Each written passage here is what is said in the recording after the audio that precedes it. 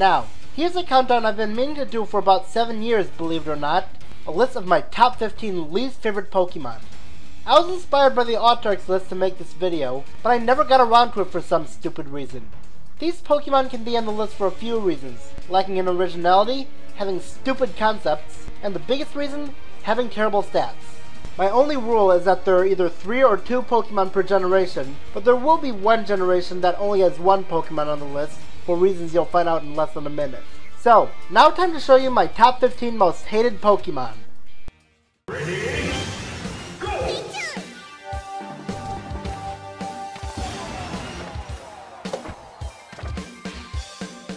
Generation 6. This will be the generation that only has 1 representative on the list. Reason being because it gave us the least amount of Pokemon not counting Mega Evolutions, with only 72. So there's not much to choose from. But if I had to include just one, then I'm going to have to go with Klefki. Now I don't really despise this Pokemon, I only included it so we could have a Pokemon from each generation on here. Klefki isn't terrible, but it's on here because it has a stupid concept. The keyring? Seriously? There is something kinda cool about it, but at the same time, yeah, it's pretty lazily made. I guess I could give it credit for its typing, Steel Fairy, which isn't necessarily unique, but still a neat typing, but overall, I just don't understand why it exists. I don't really have anything else to say about it, so I believe it's time to move on.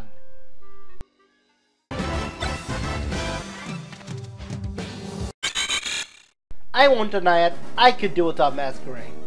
I don't know how to explain it better than the Autarch did, so I'll just explain it the best I can. It's one thing for a Pokemon to be unoriginal, but it's another for a Pokemon to take what could have been original and make it an unoriginal Pokemon. What do I mean by that? Its pre-evolved form, Surskit, was very unique. It was a water skitter, which is a unique concept, with a cool and unique typing of bug and water. So Game Freak made sure to take away everything that was original about it by turning it into the most overdone bug typing possible, and our third moth. And, not to mention, its stats are terrible. I'd be more mad at this if not for 2 reasons. First off, its stats got better since then, while not necessarily being impressive, but nothing terrible. Second, Game Freak did make up for robbing us of a bug water type by giving us Araquanid and Golisopod 13 years later, but this Pokemon is still bad.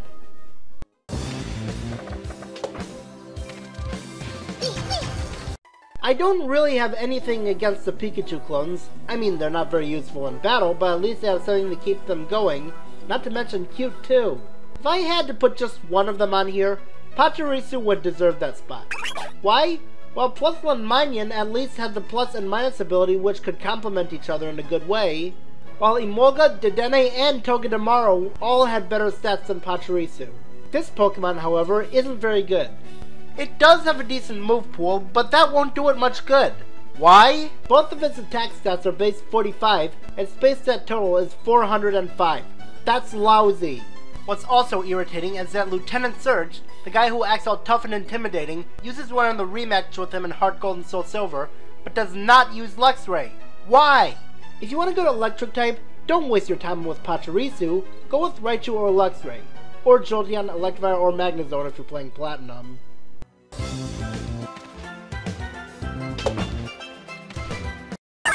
You know, Luvdisc really should be higher on the list. With its base stat total of 330, lack of evolution, and even worse attack stats than Pachirisu, I really should hate it more than I do. But I don't. I don't know why, I'm probably blinded to the truth with my nostalgia goggles. But when I put those nostalgia goggles away, I can see the truth about this bad Pokemon. Especially since Whelmer, like Luvdisc, is also found in water, except Whelmer is still common and has better stats than Luvdisc even before it evolves, so it's easily better. Though I guess Luvdisc does have some use, since you can keep catching them to get more heart skills to give to the Mover Learner by Fall Arbor Town, so I guess it had a use then, but ever since Gen 4, heart skills have become much more easily obtainable, and as a result, Luvdisc has no reason to exist anymore. It is kinda cute though.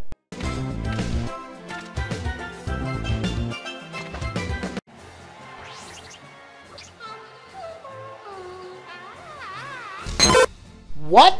How can you put Jigglypuff on the list? Simple. I don't like this Pokemon. I mean, it's cute in the anime and all, but that doesn't make up for how useless it is. You see, this Pokemon's stats are absolutely horrendous. Even when it evolves into Wigglytuff, it loses its cuteness and its stats are still really bad. It even got a worse baby form a generation later, instead of an evolution which it needed. I'd say it's hopeless of it ever being useful because now it's a third evolution that still has bad stats, but in Gen 6 we did get Mega Evolutions, so hopefully this creature gets one someday. But if I want a good Fairy type, I'll just stick with Pokemon like Gardevoir and Togekiss. If I want a good Normal type, I'll go with something like Snorlax or Tauros. If I want a Pokemon that's a combination of the two, I'll get Aldino and Mega Evolve it. I mean, sure, Wigglytuff has a slight boost to its special attack in Gen 6, but it's still not something I would rely on.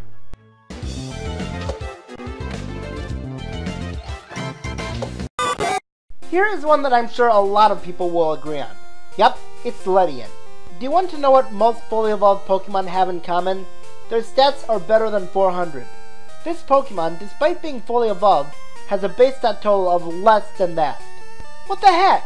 I do like its design. It's a ladybug, which is a unique appearance, and it can learn a wide variety of attacks if you use move tutors, but guess what? Most of those moves are physical. What's its physical attack stat? 35. That attack stat really bugs me. Wow, I'm so original. But even its special attack is barely any better. At least its gold counterpart, Ariados, despite having the same base stat total, got a little bit better in the future installments. I guess Ledian's good for an early game bug Pokemon, but if you want to waste time raising a Pokemon that won't be useful at all later on, then be my guest. Not now, Lumiere.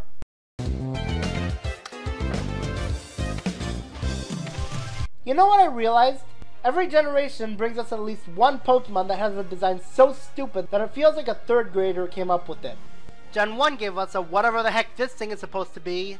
Gen 2 gave us a piece of coral, except not pretty looking like most coral. Gen 3? How about a stomach Pokemon? Gen 4? A living cherry. Gen 5? How about a couple scoops of ice cream with an icicle cone? Gen 6? A key ring. And now, my personal favorite, Gen 7. A flower necklace. A flower necklace!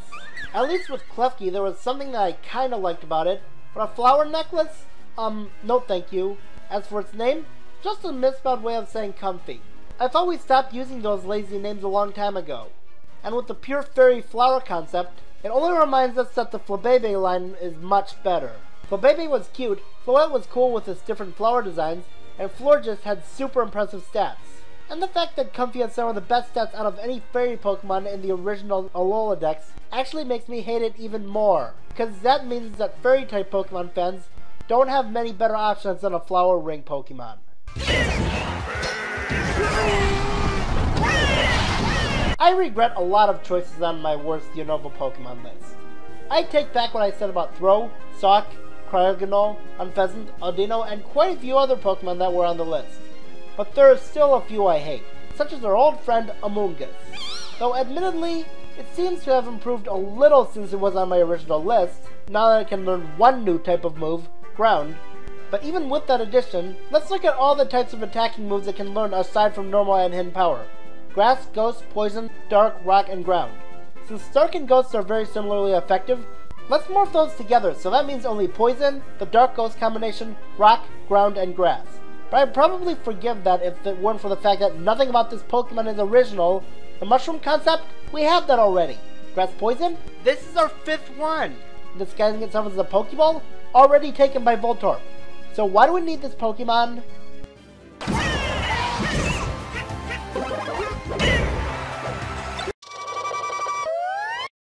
I think I know why the whole "don't be fooled by appearances" line is so commonly used nowadays.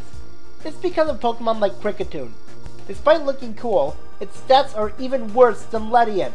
Even using it as an early game Pokemon can be tough, because the only time it can be used as an early game Pokemon so far in the series is in the Sinnoh games, where back then, raising a Kricketot to evolve into it can be a real pain, because it can't learn any attack moves other than Bide, which takes 3 turns to charge. Especially since you can wait just a little longer to get Wurmple, a Pokemon that isn't very strong either with its evolutions, but at least it's easier to raise since it can learn Tackle and Poison Sting. It reaches its final stage at level 10, same evolutionary as Kricketot, and still having better stats in it, albeit by only 1. but at least they're still easier to obtain than Kricketune. Even at the point of the game where you can catch wild Kricketune without having to evolve Kricketot, the Wurmple you could be using will already be plenty of ways past its final evolutionary levels, so this Pokemon is completely useless.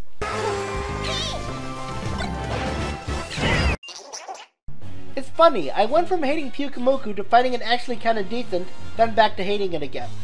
This worthless Pokemon has bad stats, and it's tied with Shuckle and Munchlax for slowest Pokemon in the series.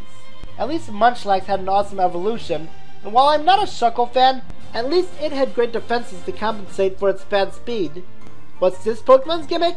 It's basically a Kamikaze Bomb Pokemon, which is actually kind of a neat idea. Its ability, In or Out, damages the opponent based on how much health it had before it was KO'd. And it has good defenses, but those defenses actually make this Pokemon worse. So it's easy for people to take advantage of this by just willing its health down to the red zone before finishing off so that they don't take much damage from its ability. Pyukumuku is even worse if it comes with Unaware, since that compensates for even less for its bad stats. And that's not even mentioning its move pool. Outside of its normal attacking moves, which pretty much require the opponent to attack it can only attack by using Hail and Toxic, so it has no way of directly attacking foes with these two. While at least its name Pyukumuku fits with its bad capabilities.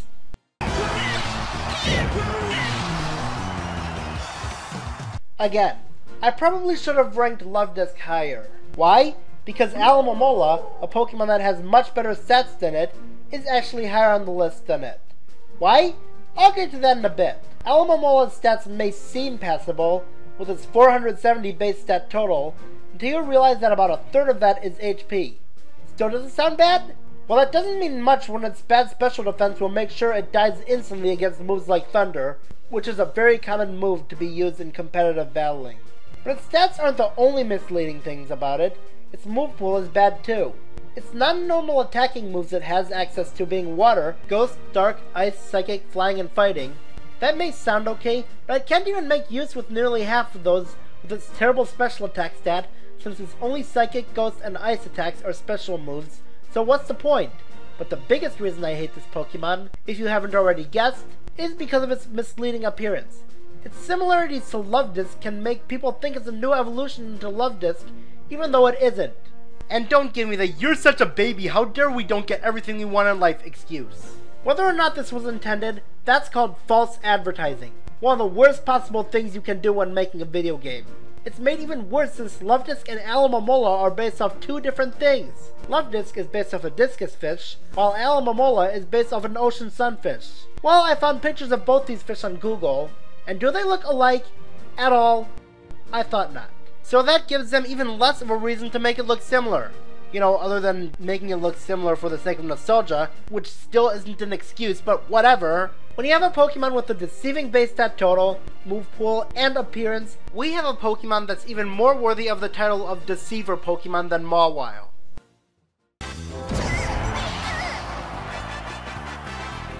Now we're getting into the real garbage. Game Freak must have had something against silver players when making some Pokemon.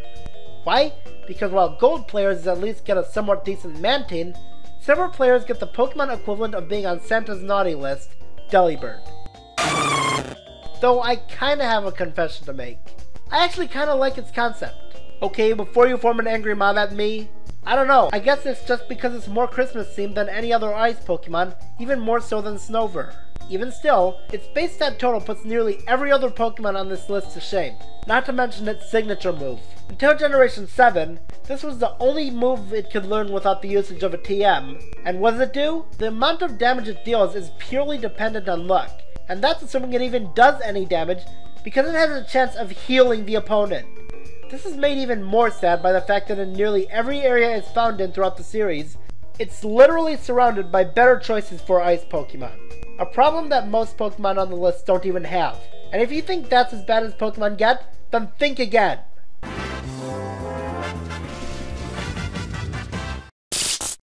Here we go again, yet another bad water Pokemon, and this is in my mind the worst of them all, Basculin. Why? Well, first off, because it's quite literally a filler Pokemon. Seriously, I read that it was made because Game Freak felt they needed to give us a third fish Pokemon in the Univadex. Good reason to barely even try making it good. Seriously, Only 2 of its stats are even a little passable, and it looks ugly overall. I do think that the whole different stripe thing is somewhat interesting, but it doesn't change its battling capabilities, and aside from that, nothing to make it stand out.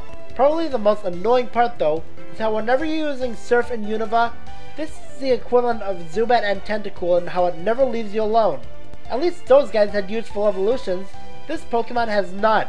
At least evolve it into a cool Water Steel Swordfish Pokemon or something that's useful in battle, but I'd rather be stuck with this thing's ugly mug than to be stuck with any of the top 2.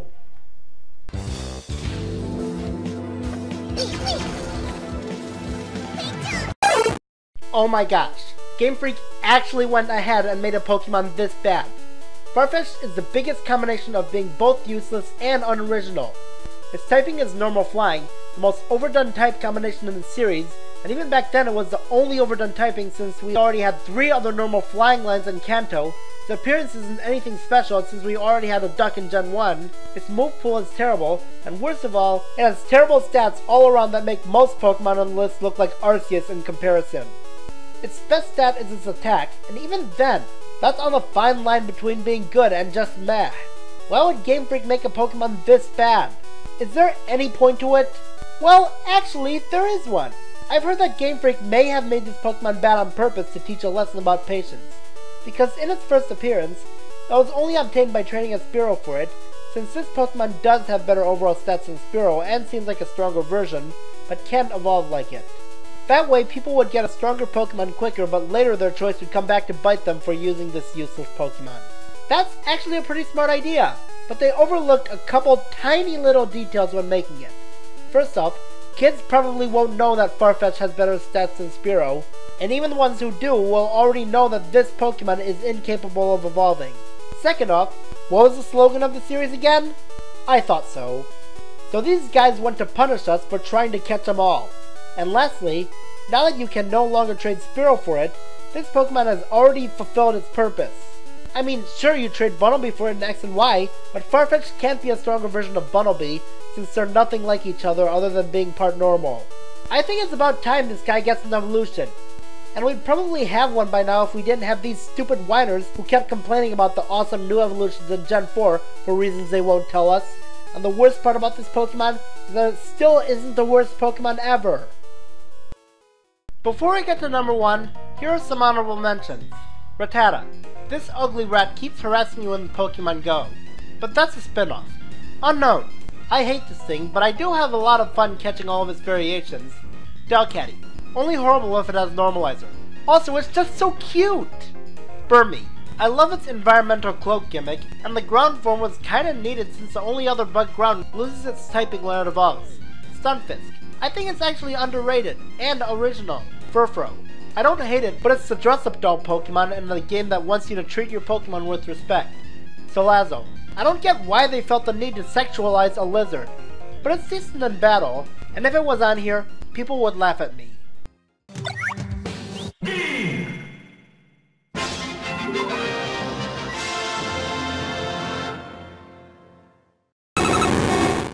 Even when I first had the idea of doing this, I knew that Wobbuffet was going to be number 1. There was no doubt about it. Its stats are absolutely horrible. They're so bad that even Burmy's evolutions tower over it, and its move pool is possibly one of the worst move pools out of any Pokemon to ever exist. Its only method of damaging the opponents is counterattacks. I know that's this Pokemon's gimmick, a punching bag that punches back. And this idea does sound cool on paper, but to make that its only method of attacking just makes this Pokemon unusable. At least give it some kind of cool ability that makes it have an Endure-like effect when using countering moves, or an ability that makes its counterattack stronger, or something like that. Not only can it only attack through counters, but it can only do that if they use the right one. And it feels like whenever you're using it, the opponent never uses the moves you want it to use. You use a counter, the opponent launches a special move. You use Mirror Code, the opponent uses a physical one. That's why I hate this Pokemon, because it's luck-based. And yet when facing a Wobbuffet, it feels like they always use the correct moves. It's bad enough for a Pokemon to be useless, but to be useless when you're using it while being annoying while used against you, that's infuriating. Especially since you can't switch out to form a good strategy to get around it, because guess what? It has Shadow Tag, so you can't switch out. Even Destiny Bond, the move that takes its opponents with it, only seems to work when the game wants it to. Now, I actually did question if it should be number 1 after hearing that if it evolved from Wynut, it can learn Encore to make it easier to predict the opponent's moves. Well, wouldn't you rather have a Pokemon that's capable of learning both a countering move and Encore, while still having other methods of attacking? Bottom line, Wobbuffet is useless in battle and still annoying to fight against, and it is what I believe is the worst Pokemon ever.